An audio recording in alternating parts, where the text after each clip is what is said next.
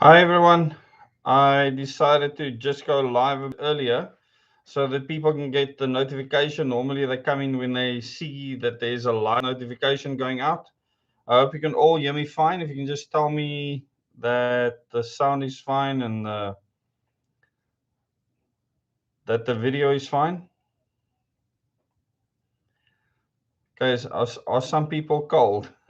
Heinrich, Elsaby, Susan, Flip a member for 10 months. Remember, this is for everyone.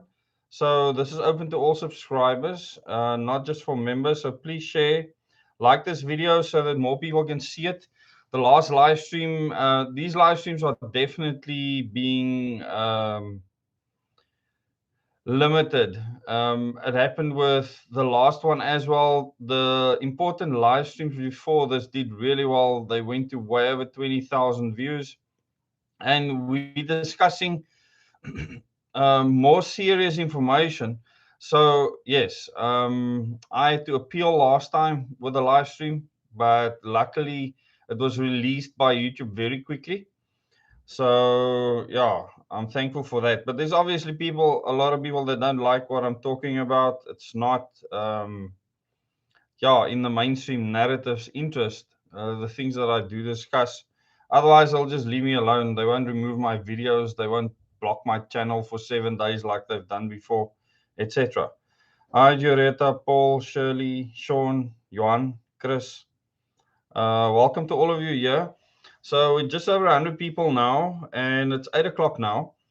So 100% in Pretoria. Okay, that's awesome. Um, so I want to finish up what we did last week, and then I want to talk about quite a few things that's in the news. So I don't want to take up too much of your time. I want to quickly go through the African National Congress and their time period from 1950, 1960 to today. And I don't have to cover much post 1994 because we know that deliberately a bunch of ignoramuses were put in a position of power where they feel important. Then they get doctorates and all sorts of things after they end up in parliament. They feel even more important. And yes, we're sitting with a non-government government, and this is a problem. I'm not going to address it now. On hashtag direct elections and the many videos I've made on that, I spell out clearly, as well as in the Moments in Time series, which is on a specific playlist. You can go and watch exactly how things should be and what we should do. So I'm not going to hop on that. I need to tell you how we got here. And the African National Congress played a huge role with influence to get us to where we are. And, I can't have sympathy for people that decided to climb onto the gravy train. But I can tell you that gravy train wasn't fueled by people in the ANC because they didn't have the coal or the currency or the steam or the water or the know-how, the technical know-how to drive that train. These people that were handpicked were just there for a specific purpose and role. And people like Cyril, Tokyo Siswali, Nelson Mandela were picked out as people that would play future roles. I can tell you that Thabo Mbeki and Jacob Zuma wasn't part of the plans, and I'll get to that in just a while. So in the 1950s, it's important that you understand that there was a shift within the African National Congress. Remember, I said that the old ANC ended, the conservative ANC, they just wanted a good life for all, ended at the end of 1930. It was dead. And what started then ran in parallel with the Rothschild plan to have a divide in the country. Uh, Two nationalist movements opposing to each other when they were actually both doing exactly the same thing. And it's actually fascinating how both did exactly the same thing. Built up a military side, were fighting this enemy. I mean, it's textbook stuff. And it's beautiful to see how both played out identical and how the same thing is repeating itself now. It was always going to repeat itself because it was a plan. So you can predict in future what will happen. And when I told people that the targets at the beginning of my double O days meetings, I said the targets in order will be the Zulu Kingdom, Eskom, and next secession. There will be a battle for secession. That those will be the three destabilizing things in the country. A lot of people might have thought, what the hell praat die ou van? Now, when they saw what happened to the Zulu king, then his wife, and then they are trying to install his Rothschild-educated son, and there's obviously a fight to try and stop this. All of a sudden, it's not so funny anymore, and people are thinking about how the hell did Des know this? And I can't give you all the detail and all the information that I do have. But what I can tell you is that I speak from experience and solid knowledge. And because of that, these things will happen. You will see it play out. How we try and circumnavigate that or mitigate that is up to us. So I don't say that any of these things will take place if we do our bit. And anything that is bad that can happen, we should always try and prevent it. I am not a doomsday. I hate doomsday people. I absolutely hate it. I believe in people preparing for any eventuality. So it's important that you prepare yourself for anything that can happen. How do you do that? You prepare for anything that your enemy is planning against you, and then hope and prepare in a way that dissuades them from taking that action. So there's many things we can do to stop those actions from being taken, and we absolutely should do that. And tying that back into the African National Congress, and specifically Eskom, you will see this massive battle happening for Eskom at the moment. And every morning, if I open the news, I will see something attacking Eskom, but then you'll see Coburg in the picture. Coburg will be there because Coburg is actually being attacked indirectly. They don't put Eskom head office or anything else there. And then you will see a Daily Maverick article. Daily Maverick is an outlet for the DA or the New World Order. And you will just see an article there attacking nuclear and saying that nuclear is the worst technology you can use and all sorts of things like that. And this is not a debate on nuclear. I'm telling you how things happen. And this happened in the 50s and the 60s. In other words, back then, narratives were put out to make people believe that there's this big enemy preparing a military against this enemy that also then said it has to prepare a military. So last time I gave you a link to the African National Congress's ANC 1912, 1912, the year it was established. .org.za history/history. If you go to that link, you will be able to find all of that history. You can go and read it. It's directly from the African National Congress. So it's not something that I'm trying to manipulate. It's on their website. Okay. And that is why I always choose to believe articles that come out of mainstream media, because then I use their own information against them. That is the safest thing to do. So in the 1950s, if you will remember, a mass movement was born. So before that, the ANC was small. Now, all of a sudden, in the 40s, they got this impetus. Where did this come from? Funding all of a sudden arrived.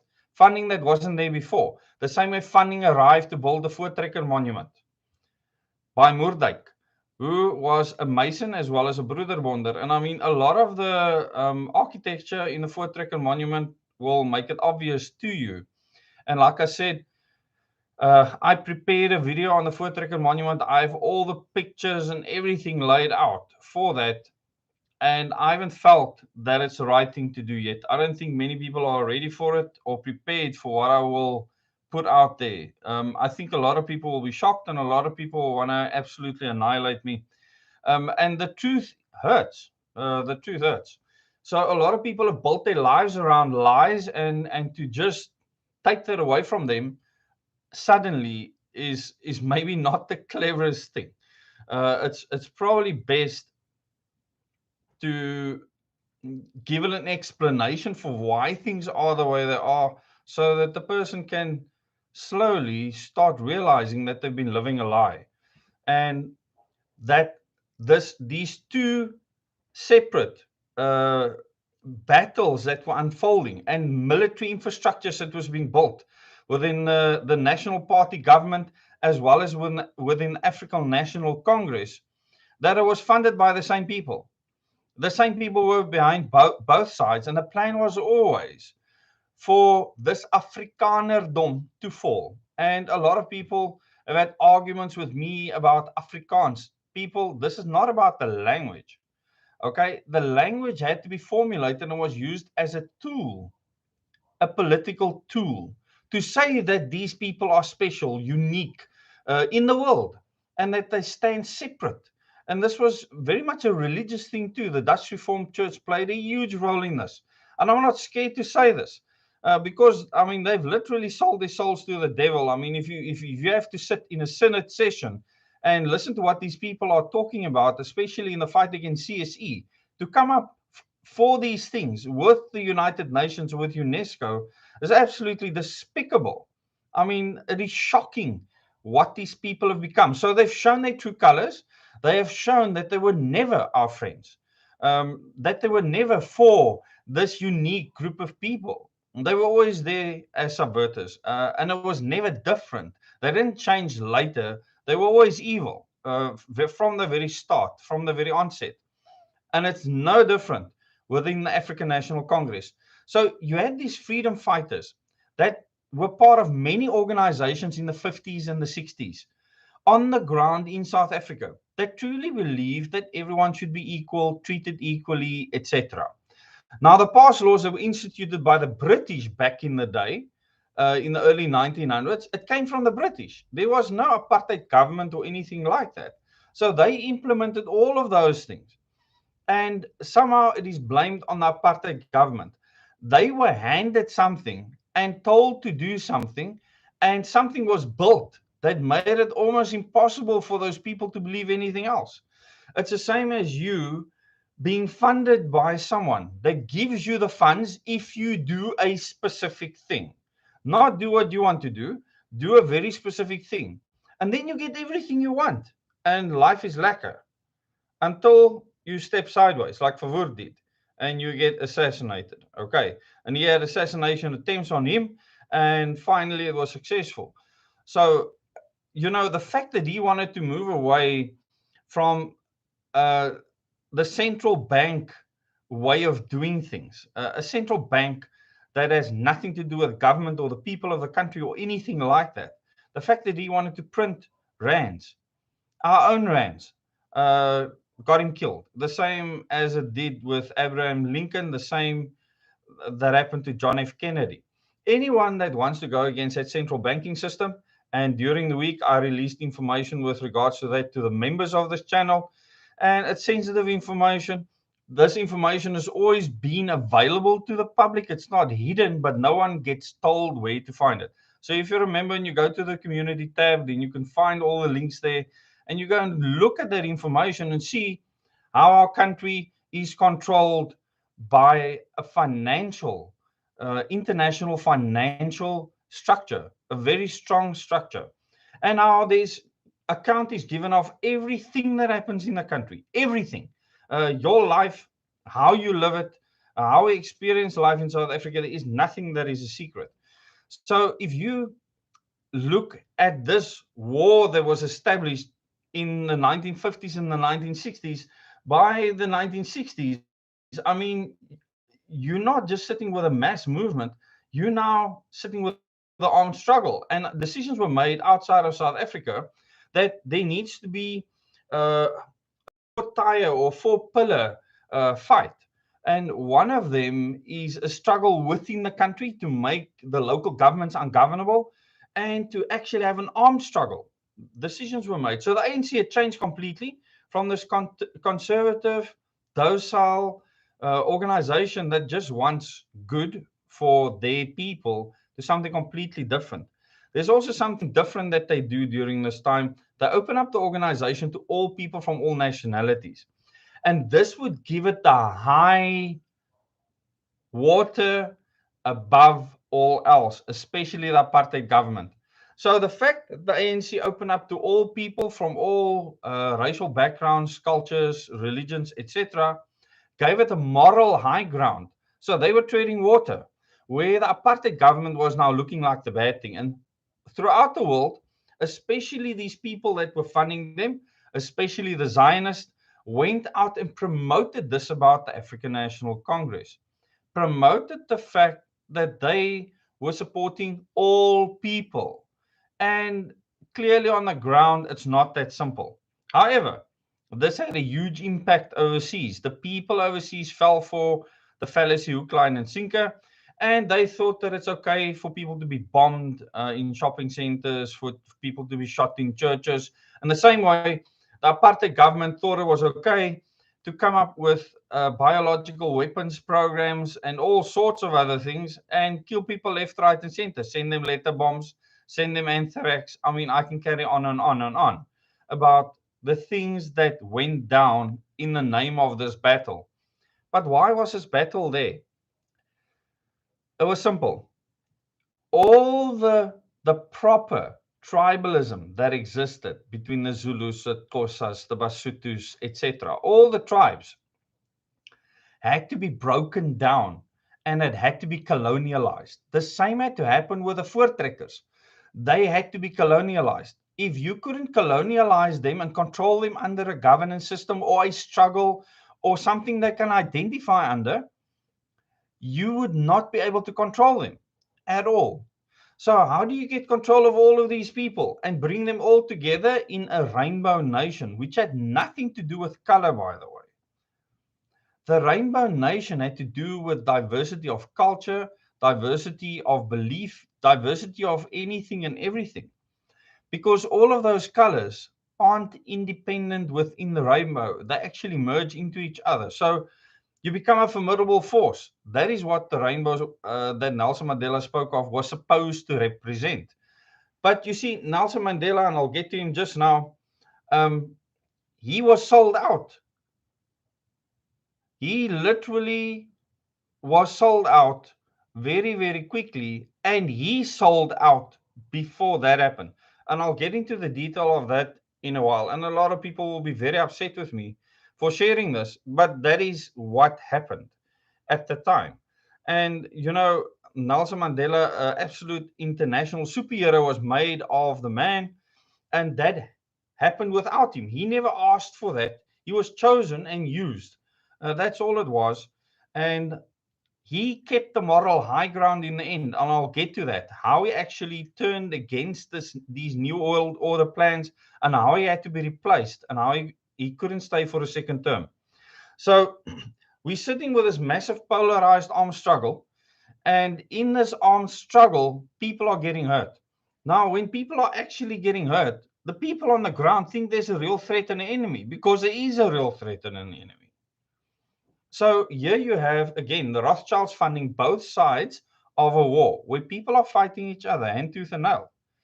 They have created the perfect environment for those people to all fall. And once they fall, the fall is hard, and then they are putty in your hands. But you know, in South Africa, we are the most haragat people in the world, and it's not that simple to just subvert us and get us under.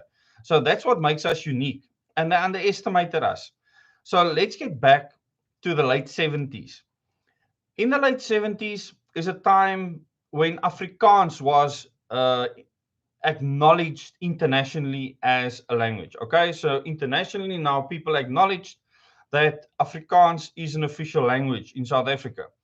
In South Africa, we acknowledge Afrikaans as an official language decades before that.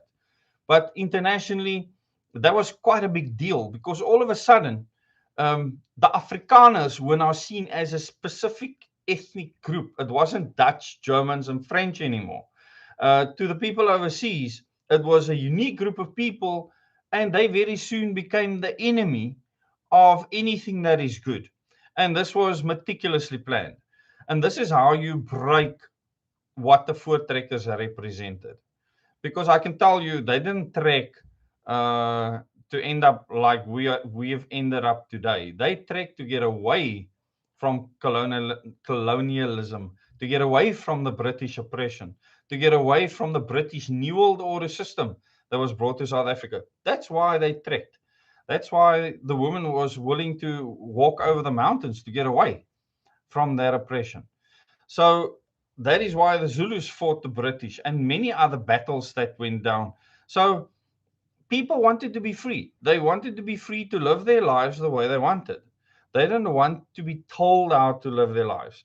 And that's a very powerful force that is changing today. Today, your kids are being taught in school that they should rather stay safe and stay alive and give up their freedom. This is what they're being taught day in and day out. The president of the country is telling you that. The school teachers, the principals at school, the premier of the province, everyone is telling them that. Give up your freedoms so that you can stay alive. So all that had to happen was a threat that had to be created to make you think that you're going to die. And as long as that threat is pummeled into your brain by mainstream media, you will listen. It was no different in the 70s. NASPAS was established very long ago by the Broederbond to create a way of controlling the media being played out to the people. So media actually was orchestrated to fit both sides. The internal battle for the Afrikaners or the Nationalist Party, and a battle for the African National Congress. And at that stage, especially in the 70s, the media played a huge role. The overseas media and the South African media. So there were these two polar opposites, and the rest of the world's media was against South Africa. Meantime, behind the scenes, South Africa collaborated with France, we collaborated with Germany, we collaborated with the Americans, we collaborated with Israel on a nuclear weapons program, on missile programs, on all sorts of other technology. We collaborated with people on a biohazard and a biological weapons program and a chemical weapons program. So we were never that isolated, you see, because the Rothschilds were always in charge and we were just being played as pawns. Now, in 1970, my father discovered something all by chance after he worked on the Exocet missile project for Rupert International in Stellenbosch. Okay. And there were other people in Stellenbosch that were involved in that project.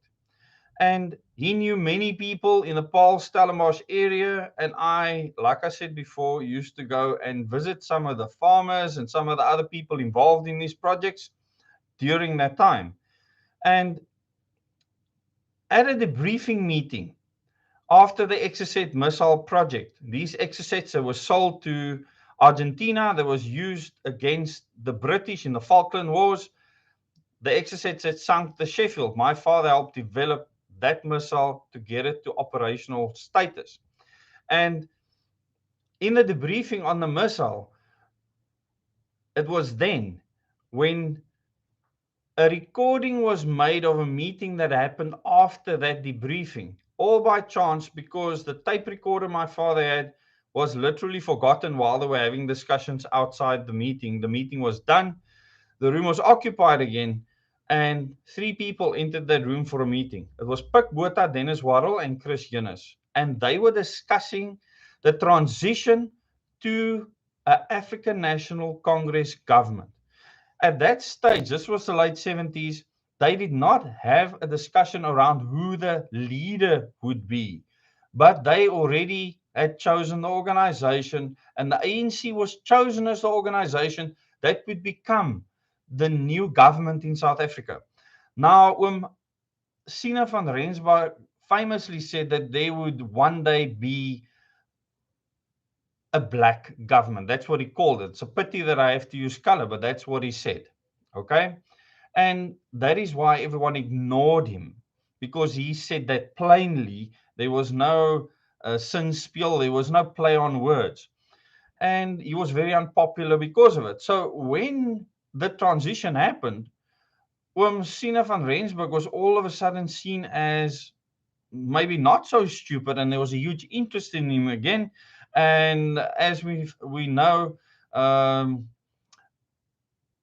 that a book was written based on interpretations of what was called these prophecies. He was called a prophet, which he never claimed to be. And that book went everywhere in the country, because now all of a sudden, this Umi predicted that there would be an ANC government one day, when everyone thought he was crazy. Now, my father knew this in the late 70s. He was absolutely shocked. He didn't know what to think or what to do.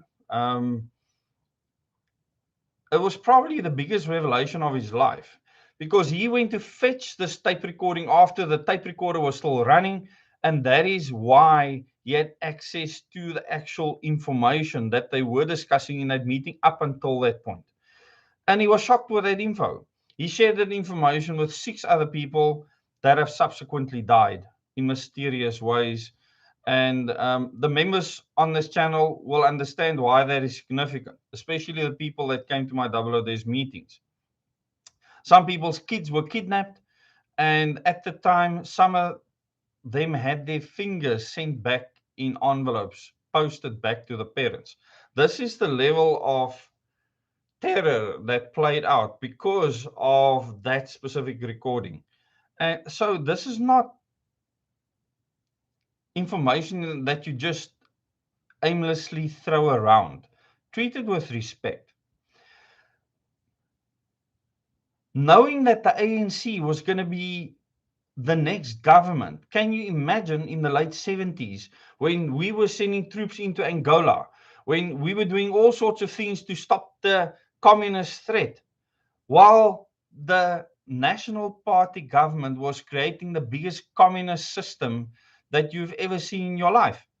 Over 70% of the people in South Africa, the white South African Afrikaans speaking people, were employed by the government.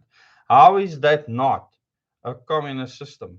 The irony is unbelievable.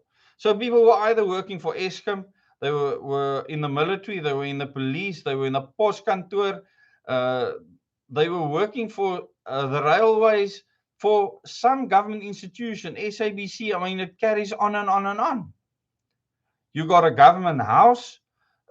You got many benefits for being part of the system.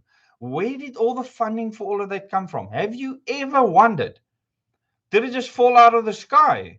Everyone thinks, no, under the apartheid government, everything ran well. It was planned that way.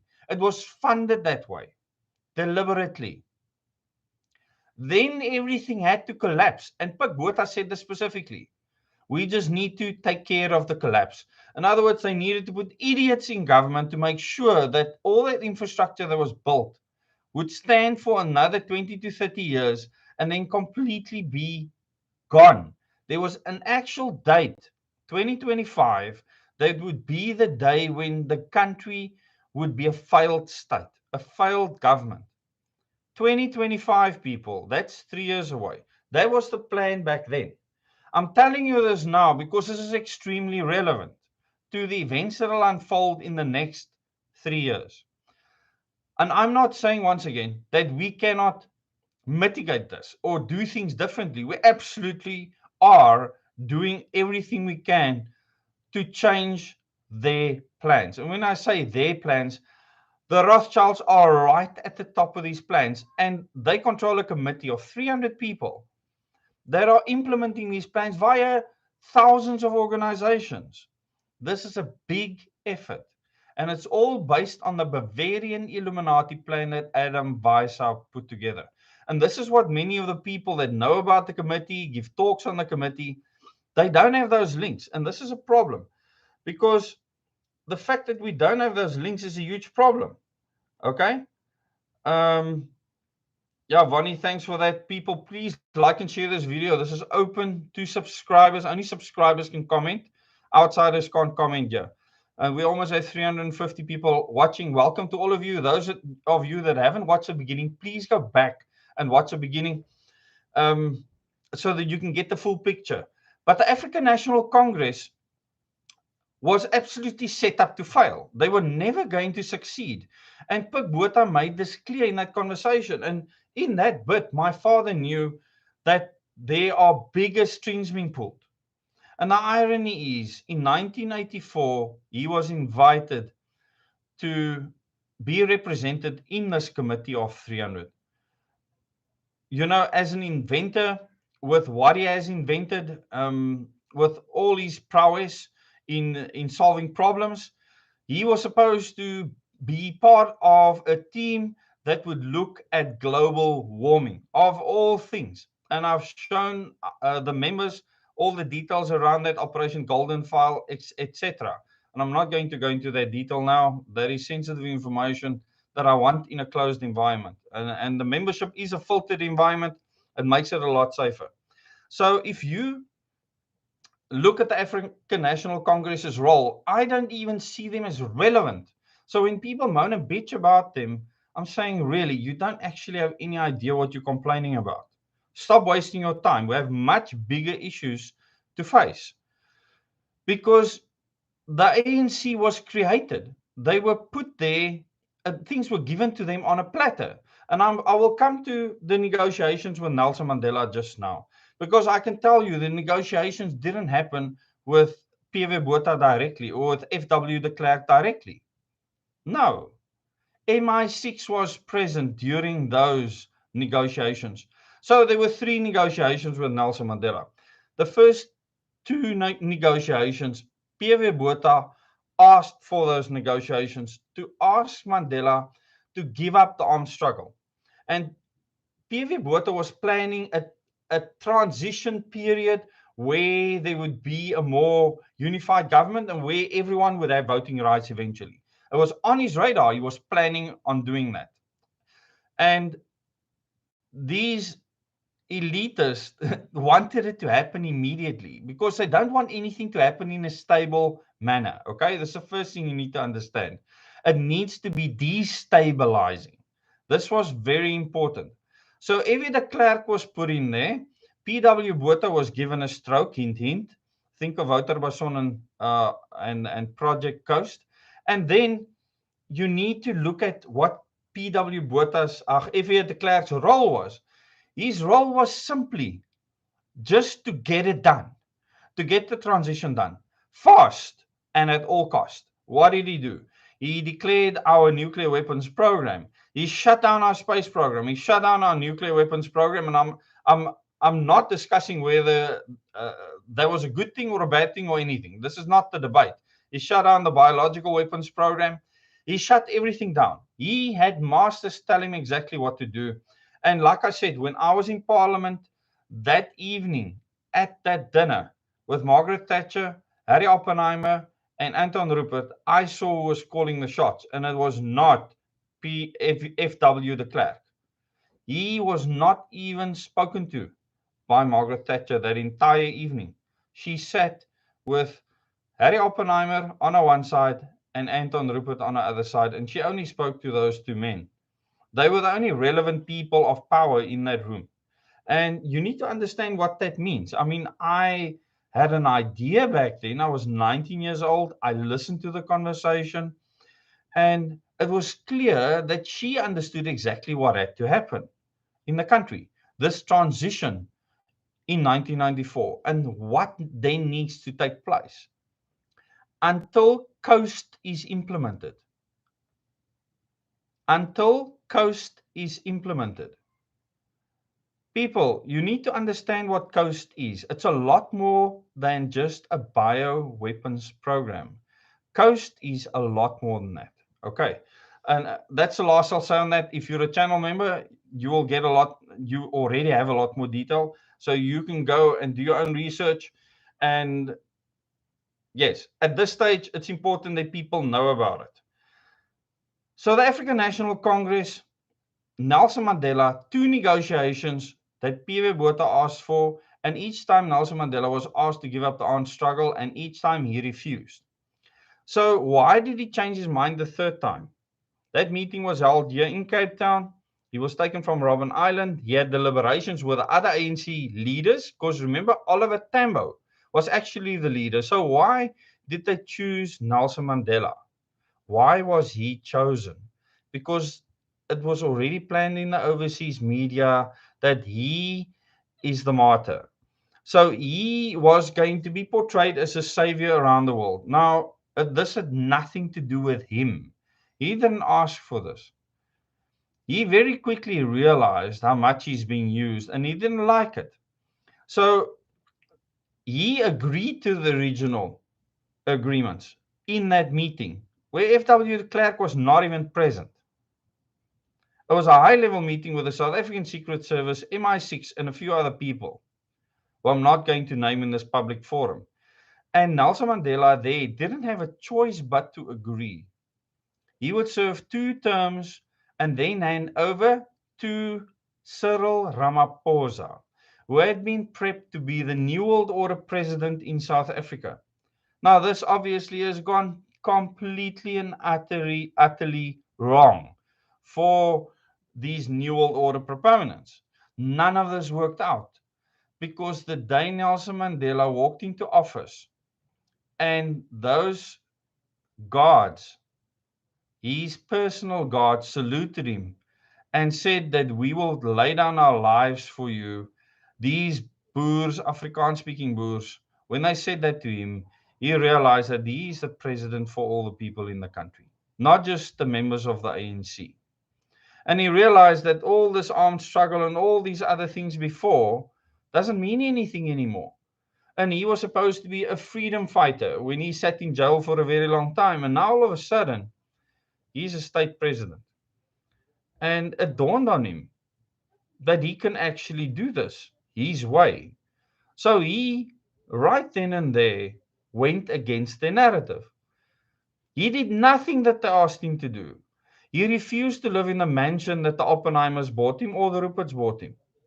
He refused. And what he did is he toured the world giving messages of goodwill, his own messages written by himself, dictated to, but it was his own thoughts and ideas. People didn't write these messages for him.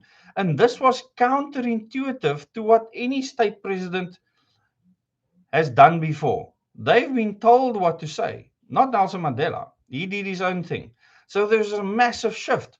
They had to get him out of office because he was not doing what they had planned. So they get him out of office. He doesn't serve a second term, and Thabo Mbeki is their next choice. And that is where the downfall of Eskom started. It was always planned in any case. They would just do it much later. So he started the downfall for them. Then it was Jacob Zuma, not planned at all. And then Cyril Ramaphosa. Why do you think hundreds of millions of rands was spent to get Cyril Ramaphosa elected? It was imperative that they got him into that position because it was planned a long time ago. It was supposed to be 2 terms for Nelson Mandela, and then Cyril was supposed to take over. When Nelson gave the speech at Cape Town City Hall, you would have seen Cyril Ramaphosa next to him. Cyril was next to him everywhere because it was already designated for him to be the next president. So Thabo Mbeki and Jacob Zuma was a huge disaster. It was never supposed to be for these New World Order plans. So, Jacob Zuma has gotten an extremely bad rap. Most of what you see in the mainstream media is not just a fake narrative. They don't understand context at all, not even slightly, with regards to Jacob Zuma. And I'm not saying that the person is a saint. This is not a defense of Jacob Zuma. But he was used as a token, just like Donald Trump was used as a token and Joe Biden is now used as a token. He was used as a token for something. But Jacob Zuma signed Agenda 2030 into our agreement with the UN's Agenda 2030 into law. So we are bound by Agenda 2030.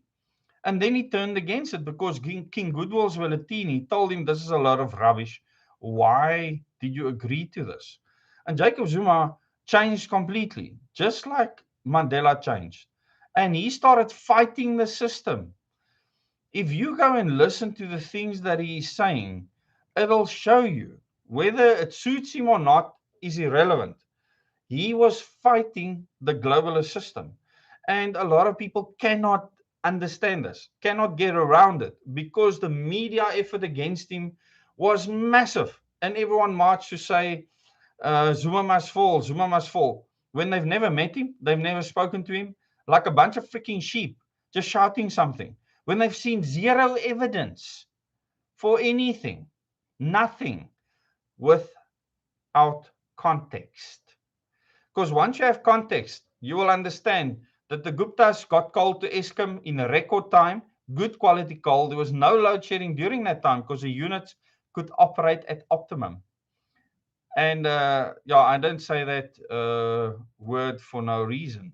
If you actually look at, and even Ted Blom said this, if you actually look at how well Eskom's coal-fired stations did during that time, it should tell you a story. And Marcelo Coco has made that clear. Look at Eskom's record during the time when the Gupta supplied coal. Why are we not moaning and bitching about the freaking stones that the Oppenheimers and the Cyril Ramaphosa's mines are supplying to Eskom? No one is moaning and bitching about that. Nobody is saying a word. No one is saying a word that Cyril is fighting to implement renewable energy coming from his brother-in-law.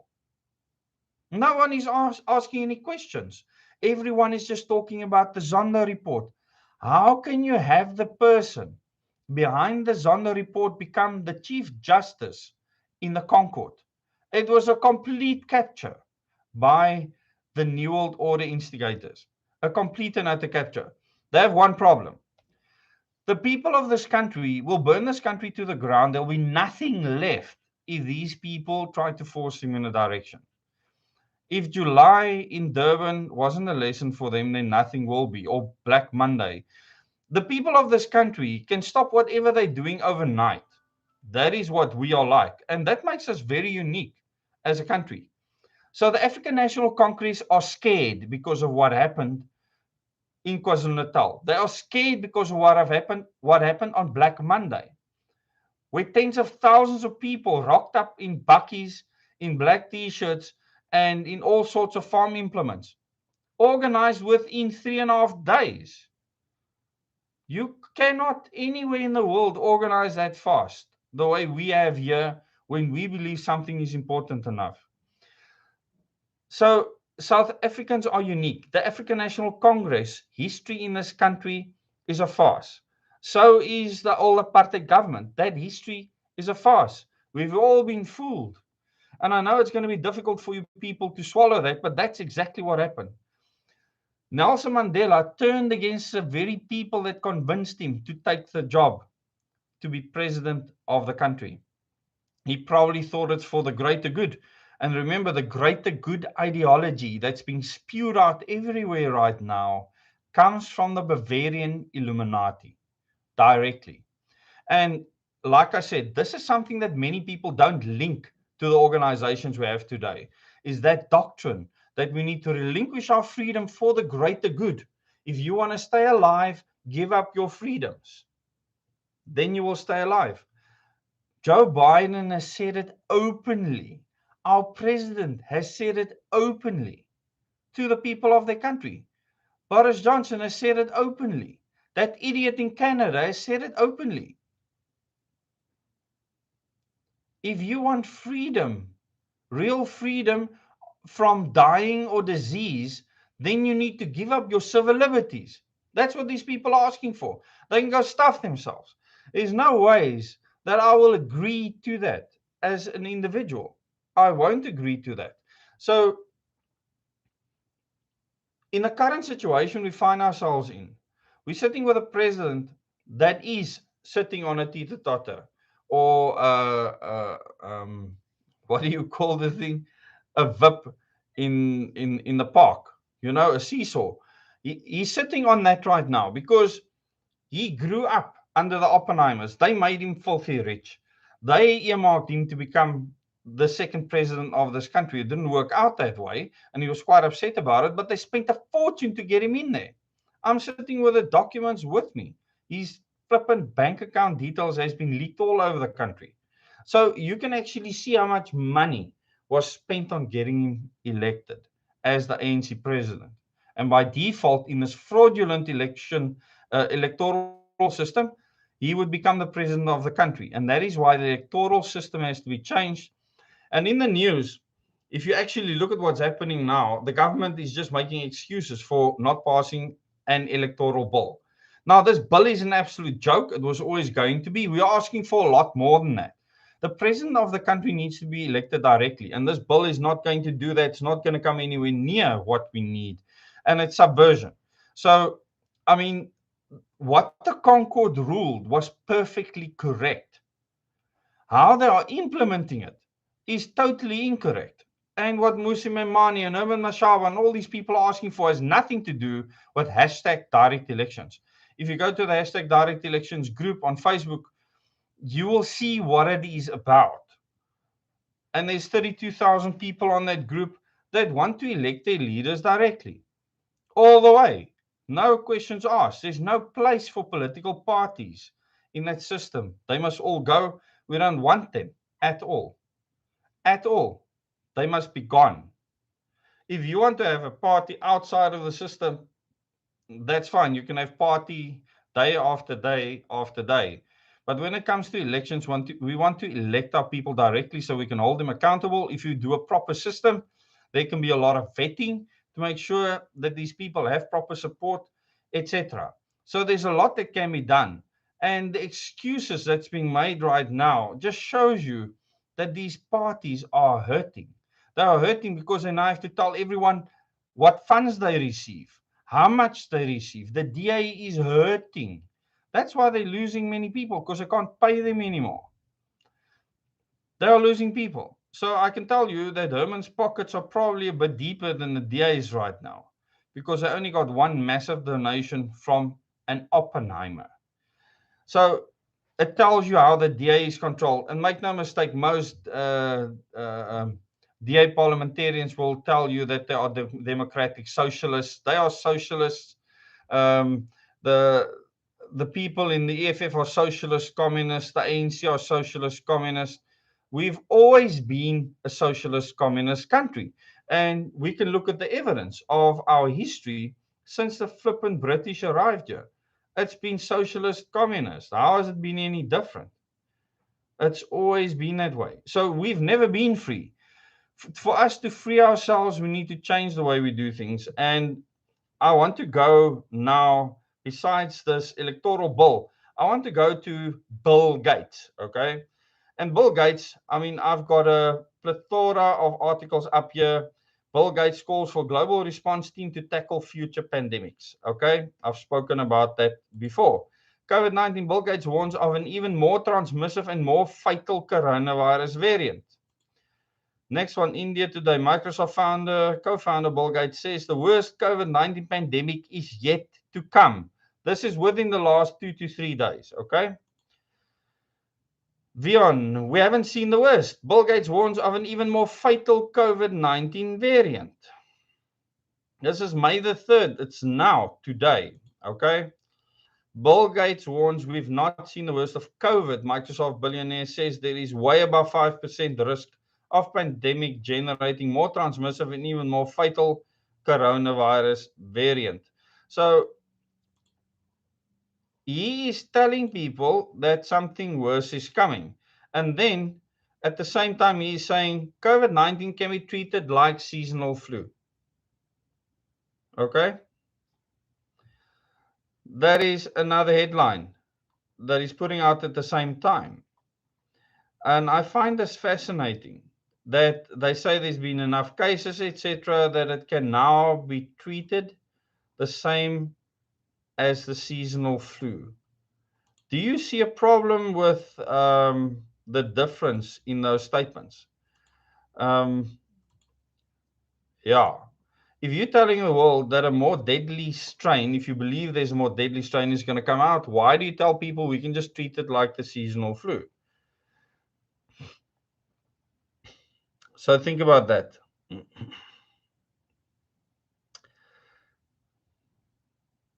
Yeah, so Kelly, we need direct elections, but remember, we need to be worthy of that new system. It's very important. If you have any questions around the African National Congress, please ask. But like I said, it's like a jelly pot, a cess pot at the moment. I don't even look at all the money they're stealing under the apartheid government. Money was stolen left, right, and center. The amounts of money that was spent, jeez. You know, a lot of people will say we did things much better. It was meant that way. It was meant that way. It could have been done the other way around. They could have done it any way around they wanted. If you actually, if you're a channel member and you look at those links that I put out there, you will understand that it had nothing to do with the people of the country that was special or anything like that. I'm sorry to say. I also at one stage thought that we might have been special in some way. I was stupid. I was young. I was a child. And we were told these things in school. We were lied to. Okay.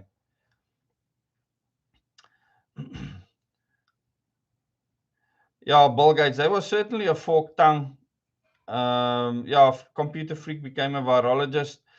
Listen, when Bill Gates, because he serves on the committee of 300, just like his father did before him, um, Bill is telling people things that will happen in future. And like my father said, things will ramp up in time. It'll ramp up in time. But the one thing that plagued him probably the most his whole life is when he found out that the ANC will be the next government in the late 70s. Can you imagine that? He literally got sick because of it. He felt sick. Um, I'll never forget it. So his life was never the same. From that day, he was a different person. He definitely changed. He changed as a dad. He changed in many different ways. And then he just vanished at one stage. He still came to see me just before that committee of 300 meeting that he attended in 1984. He came to see me in December of 1983. And he was in Geneva, Switzerland during that time.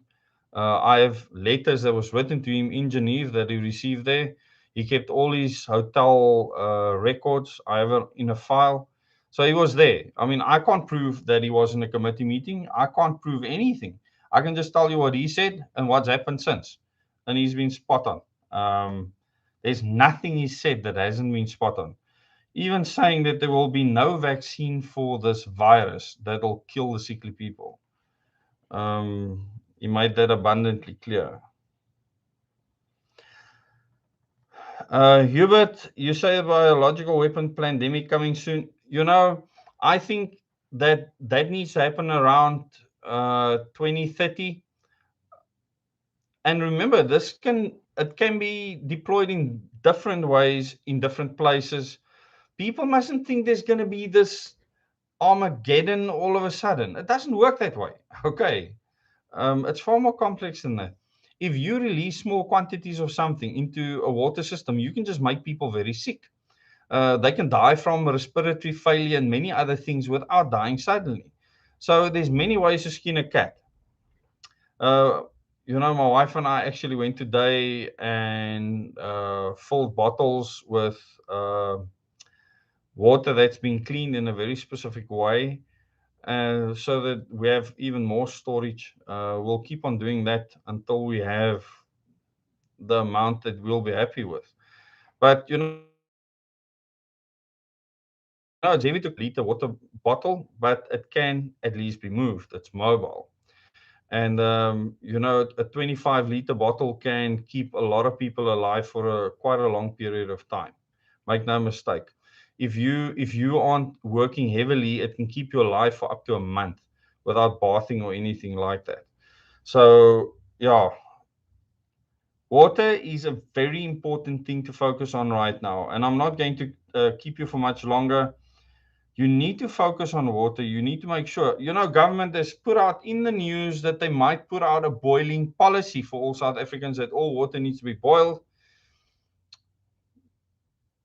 And a lot of people say, but do they know what's going on? No, they just haven't looked after infrastructure. It is really that bad. The infrastructure has not been looked after. And if you understand why, it's because it was never meant to be looked after. The ANC could absolutely do it if they wanted. All the people that managed to do things properly initially were removed and replaced with idiots. And that has nothing to do with Jacob Zuma, please. It was Thabo Mbeki that said that Eskom mustn't build any new generating capacity. It was him that started the destruction of Eskom. And I put out videos today. Please go and watch them. Make the effort and watch those videos where I explain what is actually happening on the grid. And on my Telegram group, you can go and find the link in my Telegram group in the description below this video. You will see more links that I've put out there to a video that I made a long time ago. And, I have over 900 videos on this channel that I've put out in less than 2 years. It hasn't been 2 years of double O days. But I made videos before that as a nuclear professional that I put out there to the couple of people that were on my channel. I think I had about 70 people, 30 people, and then 70 people, and that was it. But the people were interested in what I was putting out. They knew that I was obviously a professional. I was the real deal. And there was no one else in the industry that's a real professional that was putting out anything. It's like in the interview I had with Lester Kiewit yesterday. It's very seldom that you get that level of explanation. There's many other people that can do exactly what I do. I'm not special in that. It's just that they are all working for Eskom and they're not going to speak. Very few of them are on social media. So, yeah, we have load shedding again now till Friday, I believe. It's load reduction, actually. If they are preemptively doing it as load reduction, it's not load shedding. But the one thing I want to tell you is you need to work with Eskom and help them as much as you can. The people that tell you that you can just get off the Eskom grid, they're talking utter rubbish. Jordan Neil Lewis doesn't know what he's saying. He's talking through his nose. He's an absolute buffoon when it comes to energy. He knows nothing about energy and how a grid works, how a synchronized grid works. He knows nothing about grid stability. That is clear. If you want to have your own power generation, then put up solar or wind in your backyard, back it up with batteries, and cut yourself away from the Eskom grid. If you're still tied into the Eskom grid, then you are still a part of the Eskom grid. And you are actually becoming a part of the problem. Okay. Yes, 2063 is a number to remember, Heinrich. Marsha says, haven't had water on the south coast in my area for a month now, and they're using the floods as an excuse. Well, the floods would have broken many water pipes. I mean, I saw in footage many pipes that run next to roads, road servitudes that have been ruptured all over the place. Hannah says, I bought Berkeley water and no problem with drinking this water. Yeah. Karen says, I use gas for all my stuff. It's something I want to do is get myself some more gas. Yeah, my gas bottle is empty at the moment, so I need to go and top that up so that you have energy. I said a while ago that people need to top up their gas supplies, and many people have had to use it. So when I tell you something, you can decide if you want to do it or not. It's always in your best interest to do that. It's not going to cost a lot of money to get water. It's not going to cost a lot of money to go and fill up your gas bottle. Okay, just be prepared for any eventuality. 2063 sounds like the Hunger Games. Marlene will experience that long before then. In KZN, they will build KZN back as a district zone like in the Hunger Games. It's already happening. Chesney, do you listen to the Cape Talk interview? Yeah. This is a pity. We actually ran out of time. I wasn't cut short. That was the time allotted. So, yeah, it was actually interesting that Lester Kiewit invited me to the channel. He mentioned the YouTube channel. I think it's very controversial for him to do that. I don't think a lot of people like what I say on here, but when it comes to the power grid, I'm spot on. There's not a single professional that'll say that I'm talking nonsense because they know what they're talking about. They're not trying to sell a wind turbine. They're not trying to sell a solar panel. A big power grid with 30,000 or 40,000 megawatts on it is not a small little town or a single home. It's a totally different ballgame. You have generating machines all over the country, generating into a grid, supplying massive industry. It's not a joke. You need to know what you're doing. And now we're already having food shortages in areas. You don't have to ask any of these things. Don't ask whether we will have something, okay? Rather prepare for any eventuality. That's all I'm going to say. Prepare for any eventuality. Who of you have benefited from the very basic things that I've asked people to do? The 5 things that you need for survival: water, food, shelter, energy, and something to keep you sane. How many of you have already benefited from that? In the comments. Welcome to all the 440 people that are watching now. Thanks for joining us this time of night. I just want to see how many of you have benefited already because of your circumstances. I suppose it's mostly people in KZN. Okay, Chesney says that he has, Evelyn, Ureta, Audrey, Adrian. So these aren't rocket science things. People, am I telling you anything? T-Man, am I telling you anything suspicious or weird? This is simple stuff. Aisha, using my holiday savings to build greenhouses, chicken hawk instead. I've already started a non-perishable little business. That is awesome, Aisha. I will still interview quite a few people on their undertakings that they've started.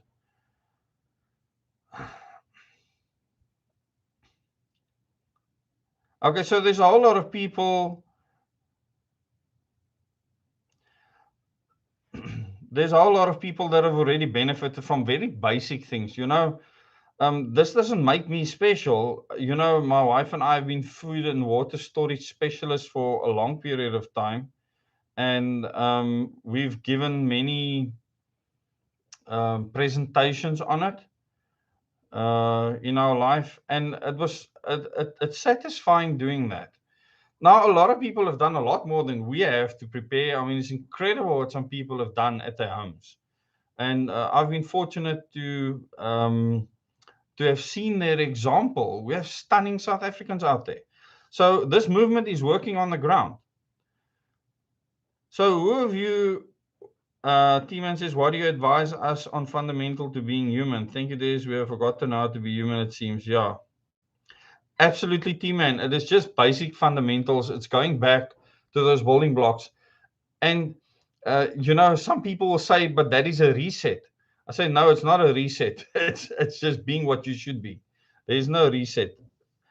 John says, me with load shedding tonight, it was bliss, just need some solar to pump up the 5.5 kilowatt system. There's various ways that people can deal with issues like that. Self-reliance is key. So I tell people, be energy independent in every way that you can. Energy stored is, for instance, something like gas. It's energy you can store. You can do a lot with that energy. Okay.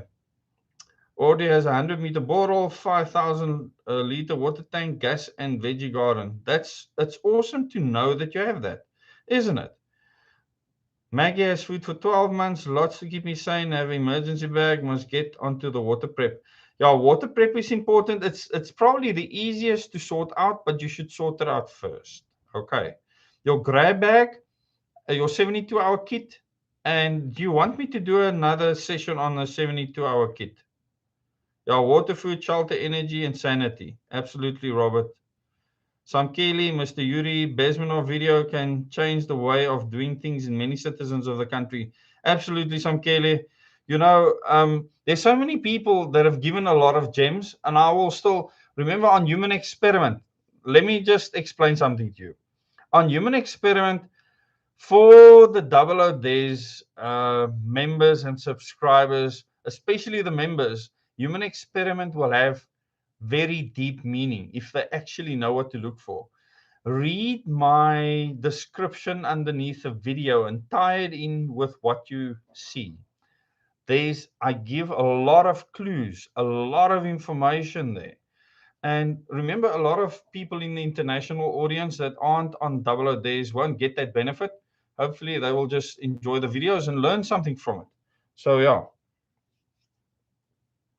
Okay, I will do another video on a 72-hour kit, a basic one that costs almost nothing. That is the most important. We don't want gung-ho people in this movement. That doesn't help us, okay? If you can have more things for yourself, that is fine. But the basic things to survive in that 72-hour kit, I will do a video on that specifically. We've been here for over an hour now. So I do need to say goodnight. So next week, Tuesday evening, I will cover 72-hour kit. I will cover the 5 things to keep you sane. The 5, yeah, it does keep you sane. Water, food, shelter, energy, and something to keep you sane. I'll cover that. And the 72-hour kit. And then I will go over the news of that time again. Is there any question you have for me around anything? You know, I actually lost a subscriber because of the horseshoe video. I'm thinking the person probably doesn't understand what's going on here. Who of you liked the horseshoe video? The horse hoof that was fixed. Barbara, within 72 hours at 3 days, most rescue teams will be able to get to you. That's why. At 72 hours. Okay. Paul, preparing hard. Yeah. So, just remember one thing. That human experiment, it's an experiment that we are running as well on how people behave. And it's going to be interesting to see how people respond to the things that is put out on that channel. And it'll become more relevant when we get a larger international community onto that channel. So please do share the videos. I do custom them specifically. Some of them are going to keep on costing me quite a bit of money to get the rights to display it to you. But it's important that we get that the archive footage, and with many of them, I have to get copyright. So yeah, we do need technical ability again. You know, the horseshoe video represents so much about craftsmanship because the person was busy with two separate crafts in one go. And it's a craft that was necessary for people to use the best form of transport they had at the time. I mean, obviously, this is a modern day video, but if you think about it,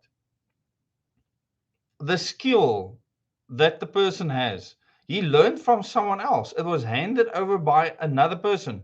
He didn't sit in class in a lecture in varsity to have that skill. And no money exchange needs to take place for him to learn the skill. There's so much to learn there. I mean, I can carry on and on and on. The one on the Liberace entrance, to me, is absolutely profound. If you want to watch human nature, who of you learned a lot from the Liberace entrance?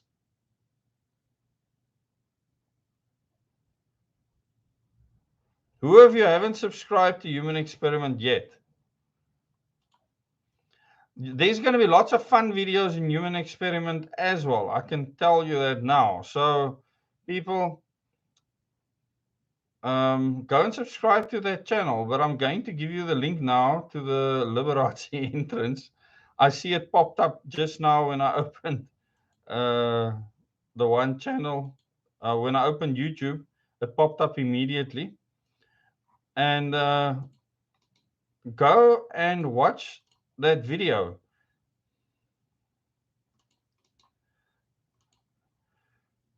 There it is. There's the link. So go and watch that.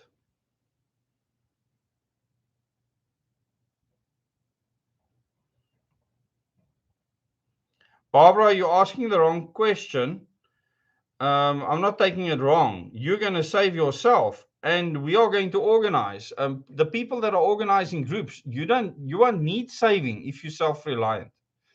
If you understand the threat, you will know that self-reliance is the only way that you'll be saved. Why should someone come and save you? And no one has a right to be saved here on earth. Okay, you don't have a right to be saved. You have to prepare yourself for any eventuality. So prepare yourself, and you don't have to. Those that aren't prepared, you won't make it. I can guarantee you that. Let me say this unemphatically. Those of you that are not prepared for what is to come, you won't make it. End of story. I wish that you could have that you could have actually listened to my father tell you his experiences, the people he spoke to, what they said to him, and how it's playing out today. I'm trying to be as calm as possible under the circumstances. Yeah, learn your skills, become self-sufficient and self-reliant. organizing groups. I'm not asking people to attend Freedom SA events for the fun of it, people. It's so that you can hook up with people, take each other's contact details, and get together from time to time and organize. I can't do it for you. Yeah, Marlene, the people will still understand how important that'll be worldwide. Okay. So please, I know that a lot of people are fearful, Barbara. Just understand that you need to do what you can. If you don't have ability, if someone, for instance, is disabled or they don't have the ability to help themselves, then you need to hook up with people around you that can help you, and people will. We have many people that aren't able to do many things, but in the communities that they form, you can be looked after. But it's because you take the action. Okay, no one is coming to save you. When those things happen, no one is coming to save you. And we will try our best to mitigate or stop many things from happening. Make no mistake, that is the first thing that we'll do. Okay.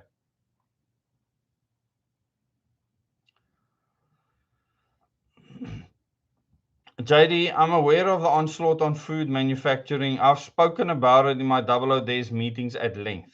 Okay. Beate, that's absolutely right. Prepare for the worst and hope for the best. Now, besides hope for the best, live your life. You know, people shouldn't stop living their life because they've prepared for the worst. Because you've prepared for the worst and for any eventuality, and that's where a lot of people fall short. They don't think of all the eventualities, and that's fine. Um, Live a fulfilling life. Don't go and sit in a closet somewhere. That's the last thing we need. We need to live fulfilling lives out there. Be active citizens instead of subjects. Show that you won't let the system get you down. I spoke to Debbie 2 days ago. She's been for more tests. She has to go for a CAT scan again before they go in for the biopsy because they need to look at the spread so that there's no injury when they go in. She has got pain. She hurt her back again because Debbie wants it still. Debbie will always be on the go. She said she won't stop, and that's just how she is. That's Debbie for you. So yeah, she has pain. Um, she has to sit in a stabilizing chair again. I shouldn't be laughing, but yeah, that's Debbie for you. I really hope that the treatment that she's gone for and the treatment she's undergoing now will help her. You know, people like on Carte Blanche call it quackery, but detoxification, I see absolutely nothing wrong with that. Um, but you know, after this biopsy, she will decide what to do further. Um, Her stomach is quite badly swollen. She did tell me that. So we don't know if it's spread there. But when they do the scan now, they'll be able to have a better indication of what's happening. Robert says, remember, you are between your two hands. Only you can change anything. Robert, very well said. Thanks for that. Darwin, absolutely. Who wants to be alive and not live? You know, that's why I hate doomsday people. I don't, if anyone thinks I'm a doomsday person, they don't understand me at all. I'm anything but that. I want you to live a fulfilling life. That's why I want you to prepare. And you can do it quickly. It doesn't have to take forever. Certain things might take longer, but just plan to do something one day at a time. It doesn't have to happen immediately. If we plan now and we build up, we will be okay. Now, many people have already benefited from preparing for certain things that they needed quickly. So, food and water, one can do quickly. Okay.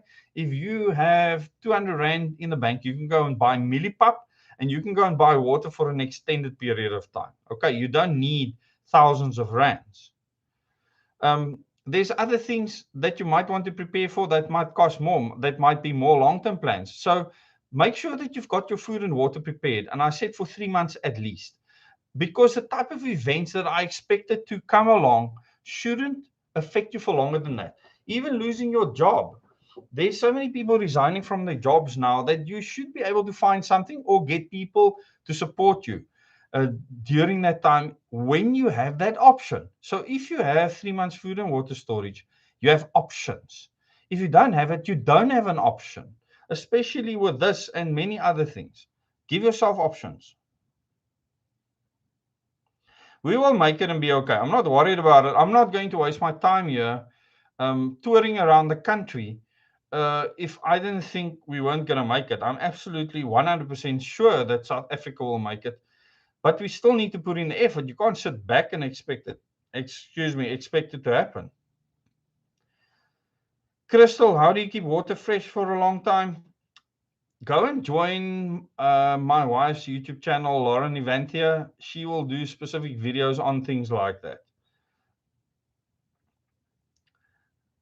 But the one tip I can give you, keep it in a dark, cool place.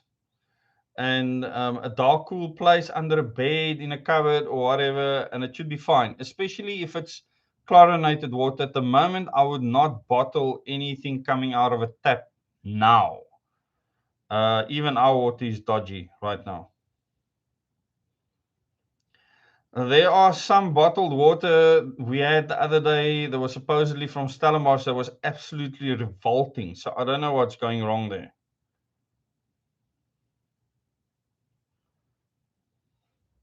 It looks like Beate is sorted. Yeah, it is a process, Beate. The thing is, when you get into that mindset, you change the way you live. There's a lot more you achieve. And remember, this is the year where we need to become fit, mentally fit, physically fit. So in this year, you should have fitness on your mind. Get as fit as you can be.